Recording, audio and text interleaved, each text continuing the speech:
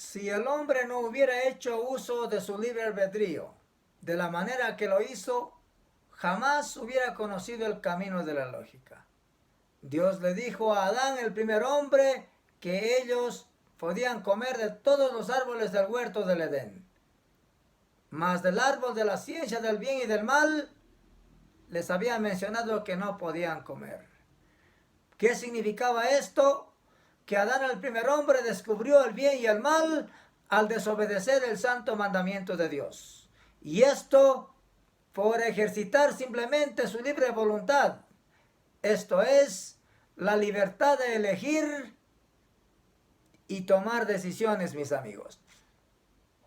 Entonces, al haber seguido el hombre el camino de la lógica hasta ahora, la pregunta es, ¿ha cumplido de algún modo la voluntad de Dios o está perdido?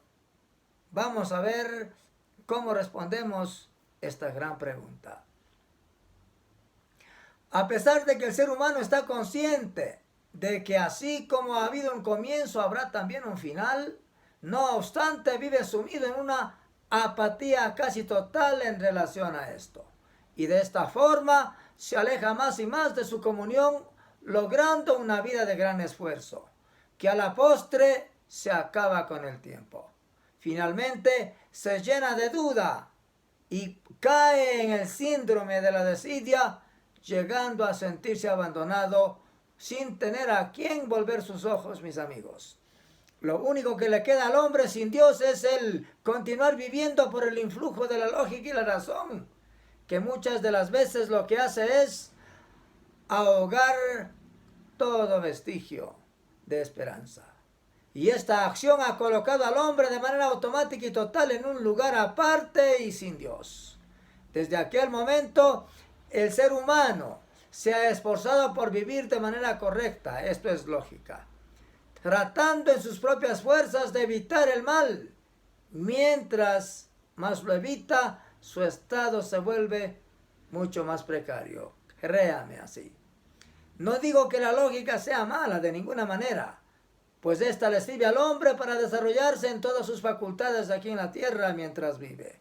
La aplica para saber si una suma es correcta, o si un término está bien o mal empleado en un razonamiento verbal, o qué parte del mensaje necesita corrección. Muy adecuado, correcto. Ese no es el problema. El gran dilema del hombre en base a la lógica es que éste ha hecho de ella un altar por encasquillarse en sus propios razonamientos, que lo han conducido a vivir por lo que es correcto, nada más, tratando de dejar a un lado lo que considera no tan correcto. Este ha sido el estilo de vida del hombre desde Adán hasta nuestros días.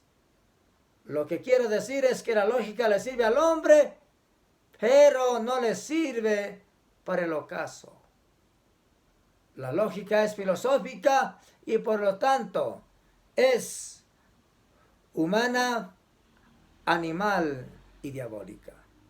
Quisiera explicar con lujo de detalles cada una de estas tres características que tiene la lógica. ¿Y por qué es que le he dado semejante calificativo? ¡Ah, cielos! Diría usted, bueno, ¿y por qué le ha dado a la lógica tan bajos calificativos este predicador?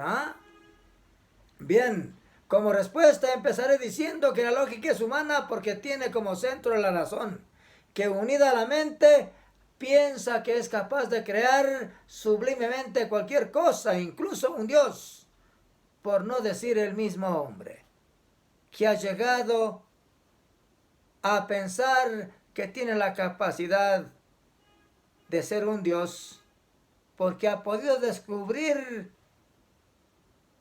ciertos inventos y los ha podido hacer partiendo de la materia prima. Hay una gran diferencia entre lo que Dios hace y lo que el hombre puede hacer.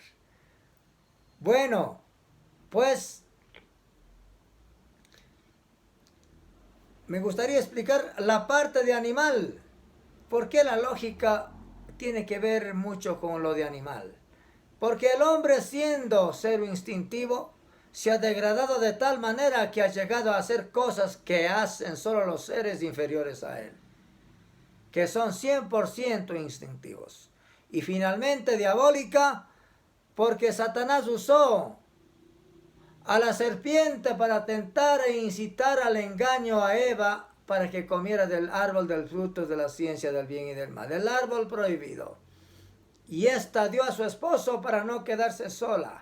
Entonces la lógica es sin lugar a ninguna duda el símbolo de la desobediencia del hombre, que le ha hecho a éste errar el blanco para que éste elija solo su propio destino y no aquel maravilloso plan y propósito que Dios había fijado para él desde la eternidad.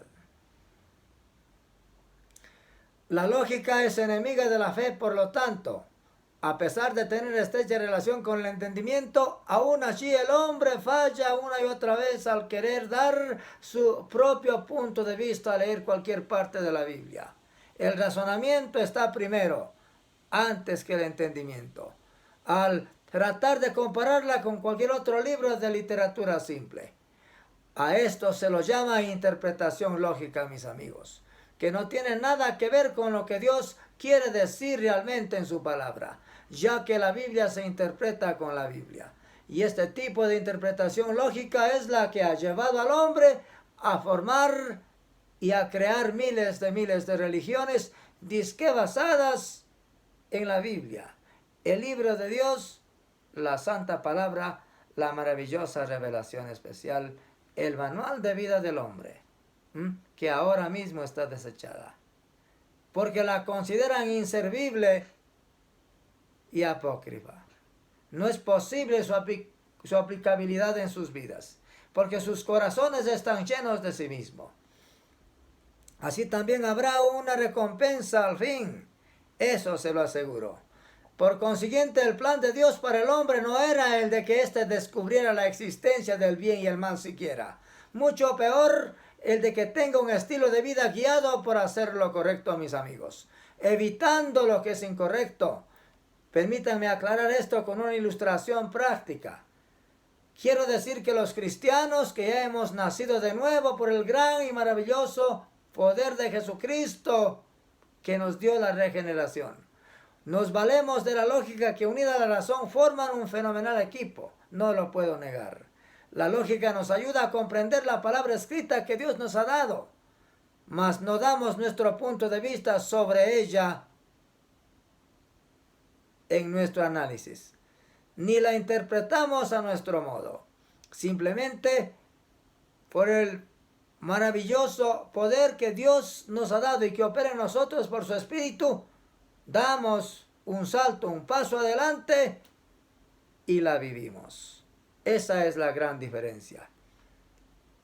Entonces, el cristiano usa la lógica mientras vive en este mundo, pero la gran diferencia con los demás hombres es que este ser vive en el Espíritu, es decir, viviendo lo que está escrito en la palabra de Dios y no queriendo razonar o interpretar o entender a mi modo lo que dice allí.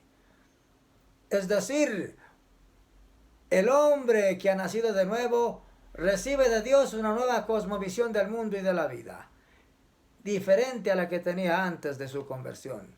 Que aquellos hombres que no conocen a Dios piensan que eso simplemente es una obra de locos. Por este motivo el hombre natural como tal ha logrado aferrarse tan profundamente a la vida terrena y de esta forma ha creído solemnemente en la popular frase dicha por el vulgo: solo se vive una vez, chulla vida. Y en base a esto se ha dejado llevar por un gran abanico de ideas superfluas que han logrado distorsionar por completo dentro de su mente la correcta forma de vivir y su estilo de vida que Dios eligió para él desde hace mucho tiempo atrás. La pregunta es, si usted se levantó el día de hoy con la interrogante, ¿en dónde está Dios? Mira la matanza, mira las violaciones, los femicidios, los genocidios, las guerras. Mira las estafas. robos por aquí, robos por allá, hambrunas por aquí y hambrunas por allá, terremotos, deslaves, inundaciones, tsunamis, incendios forestales. ¿Dónde está Dios? Y a ese interrogante, la respuesta que Dios le da a usted esta tarde es: ¿dónde estás tú? Escucho tu voz, pero no escucho tu corazón. Eso es lo que Dios dice a aquellos que lo cuestionan de esta manera. ¿Qué le parece? Juzgue usted estas interrogantes que yo traigo para ustedes, se lo hago con mucho respeto, ¿sí? Por la experiencia que Dios me ha dado. Ahora pues, realmente eso es lo que tengo que decir en esta tarde como inicio.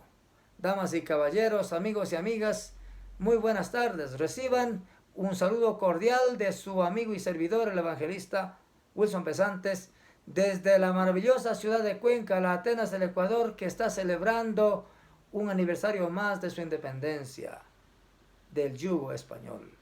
Y quisiera decirle que así como Cuenca fue libre del yugo español por la braveza y gallarda acción de sus compatriotas y de sus militares, así Jesús vino hace más de 2000 años sin ejército, sin armas, sin tanques, sin aviones y sin un general, para debatirse solo contra el mundo que lo llevó a la cruz. Nuestros pecados los llevaron a la cruz y permitieron que Él sea y se convierta en la figura central de todos los tiempos. Él nos libró del yugo de la maldición de la ley del pecado, que impera con mucha fuerza el día de hoy, para que ya no vivamos más para sí, sino para Él que vivió y que murió para que nosotros seamos salvos. El maravilloso tema que tengo para ustedes de parte de Dios lleva por título: la Biblia por tierra y la lógica en un altar. A lo mejor no está de acuerdo, pero no estoy aquí para que usted esté de acuerdo, sino para que usted medite seriamente en lo que Dios le está diciendo a usted con el más grande amor, la más grande gracia y la más grande misericordia jamás vista. El presente estudio ha sido elaborado a través del método de bosquejo bíblico o estudio inductivo de la Biblia y está basado en el libro de Juan capítulo 20, versos del 24 al 29, que estaremos analizando con lujo de detalles a lo largo del programa. Muchísimas gracias por ver el programa. Bienvenidos una vez más. Entonces, estaremos analizando los versos 24 y 25 ya mismo. Tomás anhelaba ver a su Señor resucitado tanto como a los demás discípulos. Entonces, la pregunta que tengo para hacerles aquí es: ¿por qué no estuvo Tomás ese día importante allí? ¿Se ha hecho usted esta pregunta al leer esta parte de la Biblia? Importante. Como le dije antes, no vamos a interpretar nosotros la Biblia a nuestro modo, porque eso sería lógico. ¿Ah? Y Dios no es lógico, Dios es perfecto. Veamos. Tomás jamás se comería el cuento de otra persona, dice el enunciado. Quería estar seguro por sí mismo, pues dependía absolutamente de su lógica humana. Y eso que había andado casi 3 años y medio con el Señor Jesús aquí en esta tierra. Dice el verso 24: pero Tomás, uno de los 12 llamado Dídimo, no estaba con ellos cuando Jesús vino. ¡Wow! ¡Qué extraordinario! Para meditar profundamente, ¿verdad? Meditemos entonces un poco en esta fracción de la palabra de Dios, pero no con nuestro pensamiento, sino con el entendimiento que Dios nos quiere dar. Tomás, uno de los discípulos de Jesús, que había acompañado a su noble maestro por más de 3 años, simplemente no había llegado a concebir la realidad de que alguien podía levantarse de entre los muertos. Sumido en la tristeza que le había causado la duda y la incertidumbre, el discípulo Tomás decidió tomar un momentáneo respiro sin darse cuenta que de esa manera estaba obviando el momento clave y más importante de su existencia, mis amigos. Jesús decidió mostrarse a sus leales amigos del alma, a los que él sabía que sí creían en él. ¿Por qué no se mostró al mundo? A aquellos que realmente sí confiaban en él y que en su corazón sabía perfectamente que estaban dispuestos a dar su vida por su causa en lo postrero de los tiempos. ¿Está usted dispuesto a dar su vida por Jesús en lo postrero de los tiempos, venga lo que venga? ¿Ah? El evangelista Wilson Pesantes ha sufrido lo indecible a través del tiempo y últimamente, pero no dependo de las circunstancias. El Dios que me sostiene es aquel que me da la paz que necesito en medio de las circunstancias. Es el Dios que da la paz en la tormenta. Es el Dios que levanta su diestra y dice, calma al viento y la tormenta. Es el Dios que camina sobre las aguas de la confusión, sobre las aguas del miedo, del terror, que trae la muerte y que se traga la muerte y crea vida. Su nombre es Jesucristo. ¡Wow! Maravilloso. En esta significativa escena podemos ver a un Tomás que en calidad de discípulo no ha crecido casi nada en la dimensión de su fe en Cristo, pese a haber caminado con él todo el tiempo. ¿Va usted a la iglesia el domingo? ¿Ah? ¿Tiene usted comunión con sus semejantes? Se levanta en la mañana y dobla su rodilla ante el Dios que todo lo puede, lo ama, lo adora, lo bendice y dice, Señor, gracias por un nuevo día de vida. Gracias por la grandiosa oportunidad de todavía ver la luz de este mundo y respirar el aire que tú has bendecido. Gracias por los alimentos que proveerás hoy. Gracias por la amistad que has puesto en mi corazón para que yo pueda tener una buena relación y armonía con mi prójimo. Veamos lo que dice el enunciado antes del verso 25. La expresión al Señor hemos visto pudo haber sonado como cosa de broma para Tomás en aquel momento. De ahí que su razonamiento fue ver para creer. Qué terrible. Imagínense. ¿De quién estamos hablando? No estamos hablando de Aristóteles, no estamos hablando de Platón, no estamos hablando de Parménides, no estamos hablando de Federico Hegel, el materialista, o de Carlos Marx. No estamos hablando de esa gente, estamos hablando de alguien cercano al círculo que formaba la piedad del Salvador, Cristo Jesús. Tomás, el incrédulo. Continuemos. Ver para creer fue la expresión indubitable de este miembro del círculo de Jesús. Dice el verso 25. Le dijeron pues los otros discípulos, al Señor hemos visto. Él les dijo, si no viere en sus manos la señal de los clavos, y metiere mi dedo en el lugar de los clavos, y metiere mi mano en su costado, no creeré. Lo dice la Biblia. Tomás, con esta declaración, se convierte en el prototipo del desgastado hombre de nuestro tiempo, que está siempre aspenso a ver algo de esta forma él va a creer en aquello, amigo. La fe nunca sabe a dónde es guiada. Dios conduce a los hombres de fe a través de un cúmulo de circunstancias donde Él quiere que ellos lleguen. De esta manera podemos ver lo que nos muestra el verso 25 del libro de Juan capítulo 20 con la frase testimoniada por sus compañeros discípulos. Al Señor hemos visto. Gloriosos ellos que han visto al Salvador.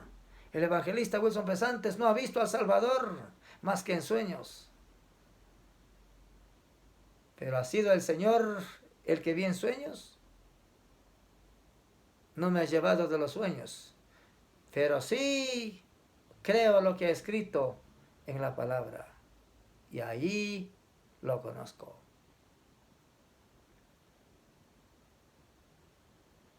En vez de que aquello le cause a este discípulo asombro y alegría, sucede totalmente lo contrario.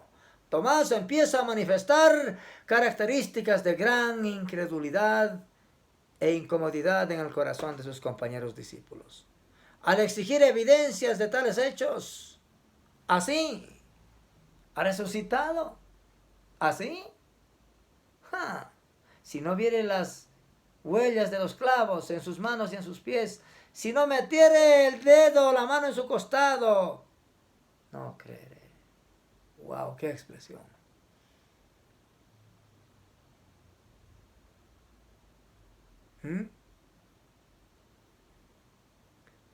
Entonces, esto es lo que pasa cuando no tenemos comunión con Cristo, mis queridos amigos. Sus compañeros de milicia evangélica, portadores de aquel maravilloso gozo que produce la fe auténtica, al ver que su Señor ya no estaba en el sepulcro, había resucitado, esta fe maravillosa es la que pone de lado la mundana y fútil lógica, esperando encontrar en el discípulo Tomás el mismo sentir que ellos tenían. Muy por el contrario, descubrieron que el malvado virus de la mortal lógica humana que crea duda e incertidumbre había invadido por completo el alma y el corazón de su compañero de milicia, a quien solo Jesús podía librar. De la misma forma que a usted. Está esperando que la religión, los santos óleos, el agua bendita, rociada por doquier, le sane y le salve, olvídelo. Pero si le toca la palabra del Señor, usted será salvo. Y si está enfermo y es la voluntad de Dios que sane, lo hará de manera milagrosa e inmediatamente. Continuamos con los versos 26 y 27 de este maravilloso libro de Juan, capítulo 20, que me ha hecho meditar realmente. Antes del enunciado, primero, el maestro indiscutible dijo a Tomás: no seas incrédulo, sino creyente. Los discípulos persistían unánimes en la búsqueda de Dios a puerta cerrada. De repente Jesús se puso en medio de ellos al sagrado voto de paz a vosotros. ¿Cómo es que Jesús atravesó la puerta? Estaba cerrada.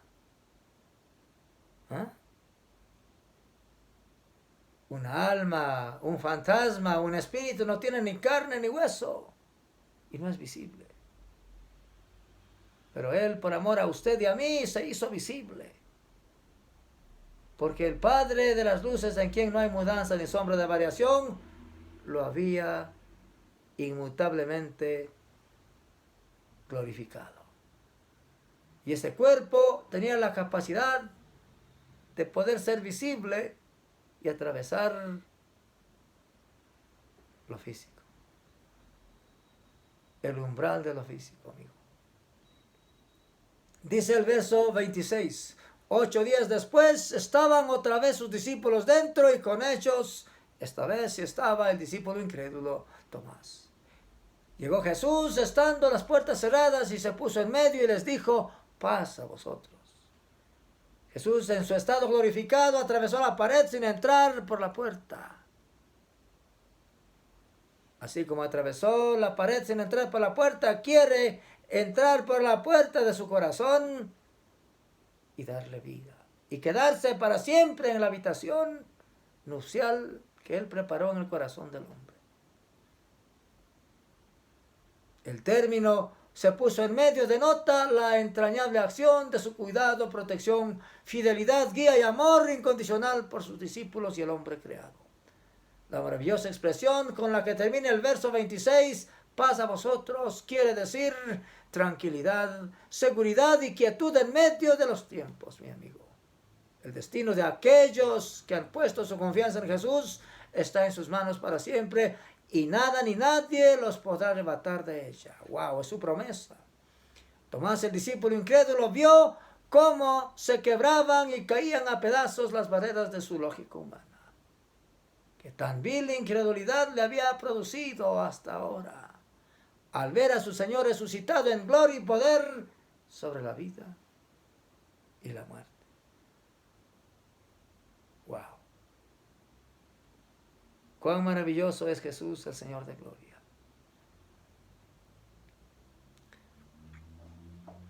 El verso 27, antes del enunciado.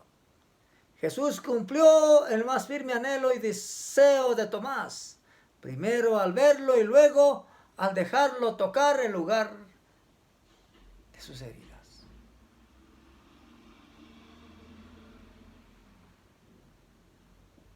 A lo mejor habrá pensado Tomás, ya fue Pedro corriendo, o la Magdalena, a decirle a Jesús que yo quería tocar la huella de los clavos y de su costado. Ya fueron con el chisme. Dios no necesitaba eso, él conocía el deseo y el pensamiento de Tomás. Luego dijo a Tomás, pon aquí tu dedo y mira mis manos, y acerca tu mano y métela en mi costado, y no seas incrédulo, sino creyente. Lo mismo le dice a usted. Perdóneme que le señale con el dedo. No seas incrédulo, sino creyente.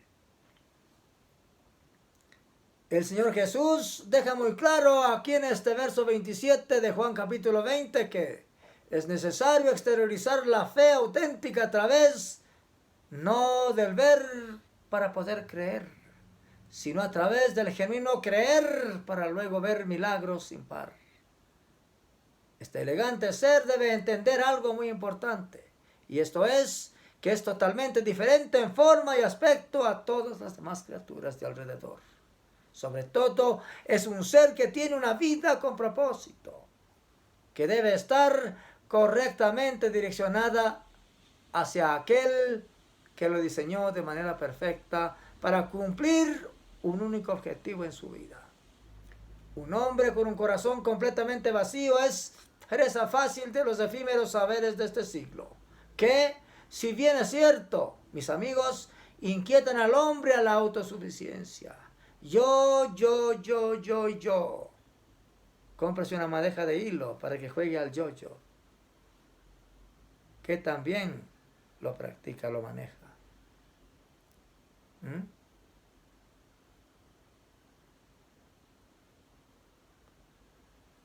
La autosuficiencia no le servirá al hombre para enfrentar lo desconocido en el ocaso de su vida, por haber despreciado el consejo de Dios que está descrito con mucha amplitud en un sólido documento que es la Santa Biblia, la siempre pertinente palabra de Dios. Que tanto lee la Biblia. ¿Le gusta leer mejor La culpa era de la vaca?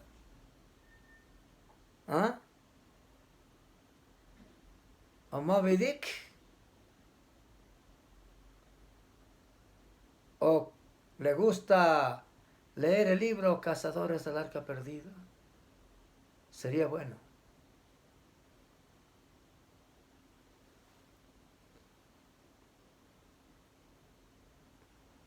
Tomás reconoció de alguna forma, de manera pública, el señorío y deidad de Jesús en su estado glorioso, cuando había atravesado la pared. La humana y diabólica lógica de Tomás murió al momento de su triunfal encuentro con su Salvador. ¿Ha tenido usted ya ese triunfal encuentro con el Señor y Salvador que vino por usted hace más de 2000 años? Es la pregunta. Dice el verso 28.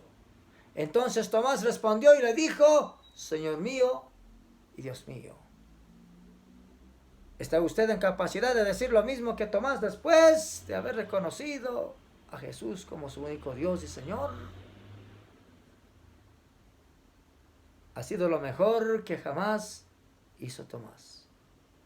Y quizás sea lo mejor que jamás haga usted en su vida el día de hoy, al reconocer a Jesucristo como el único Señor de su vida.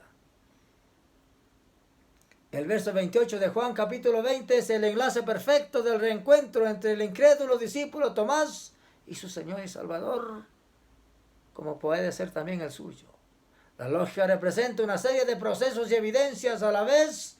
Abraham le creyó a Dios por la fe acerca de promesas que le hizo al patriarca, las cuales no veía todavía, pero tenía la conciencia tranquila y la certeza plena, es decir, la firme convicción de que Dios, que lo había prometido, lo cumpliría al pie de la letra en lo postrero de los tiempos, y así fue. La esperanza de Abraham se cumplió por la genuina fe que Dios le había dado.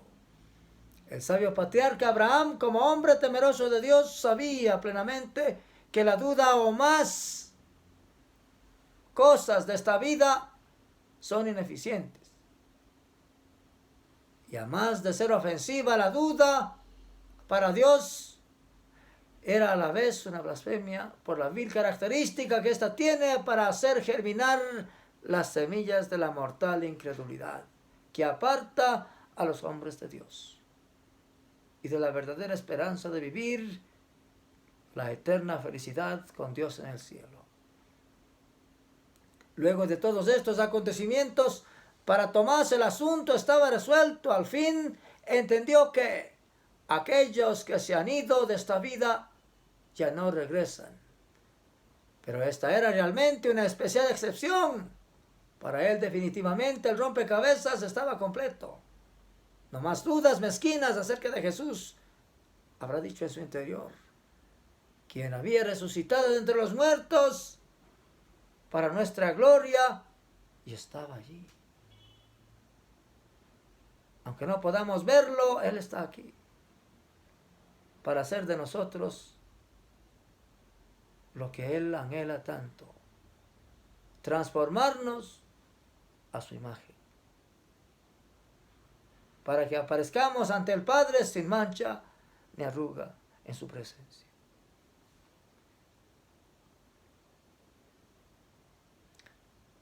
Tomás el apóstol, el hombre que hizo de la lógica un altar